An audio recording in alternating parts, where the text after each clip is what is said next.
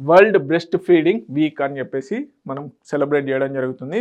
So అమ్మ పాల యొక్క ప్రాముఖ్యతను తెలియజేయడం కోసం పిల్లలకి అమ్మ పాల యొక్క శక్తి ఏ విధంగా ఉంటుంది, బ్రెస్ట్ ఫీడింగ్ మీద అవగాహన తీసుకురావడం ఉద్దేశంతోని వరల్డ్ బ్రెస్ట్ ఫీడింగ్ వీక్ని సెలబ్రేట్ చేస్తున్నారు. ఆగస్టు 1 నుంచి 7 మధ్యలో వరల్డ్ బ్రెస్ట్ ఫీడింగ్ 2025 వీక్ని సెలబ్రేట్ చేస్తున్నారు. సో దీని యొక్క ప్రధాన థీమ్ ఏంటంటే prioritise breastfeeding, create sustainable support system అనే థీమ్తోని దీన్ని తీసుకొస్తున్నారు. ఆబ్జెక్టివ్ వచ్చేసి raise awareness about the health, emotional and developmental benefits of breastfeeding.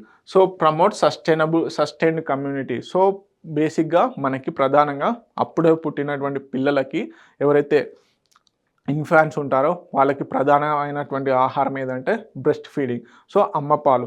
So వాటిలోనే విలువైనటువంటి పోషకాలు ఉంటాయి. సో వాటి వల్లనే వారి యొక్క బేసిక్గా జన్యు మార్పిడి కానీ, అంటే బేసిక్గా వారి యొక్క గ్రోత్ రేట్ అనేది దాని మీదనే డిసైడ్ అయి ఉంటుంది. మెంటల్ ఇంటెలెక్చువాలిటీ అంతా కూడా సో ఆ బ్రెస్ట్ ఫీడింగ్ వల్లనే డిసైడ్ అయి ఉంటుంది.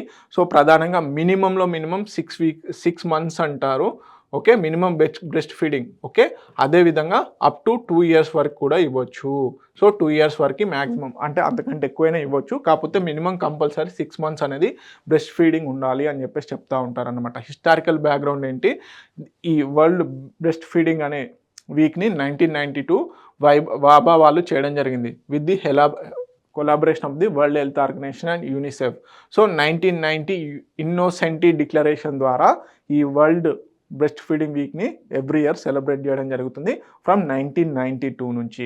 ఓకే, ఏ డిక్లరేషన్ అనేది ఇంపార్టెంట్, అదేవిధంగా ఎప్పటి నుంచి అనేది ఇంపార్టెంట్ 1992. సో ఈ ఇయర్ థీమ్ ఏంటి అనేది ఇంపార్టెంట్. ఈ ఇయర్ ఏ వీక్లో చేస్తున్నారు, August 1 నుంచి August 7 మధ్యలో. ఓకే, తెలుగు మీడియం అభ్యర్థులు ఎవరైతే ఉన్నారో ప్లీజ్ నోట్ ఇట్ డౌన్.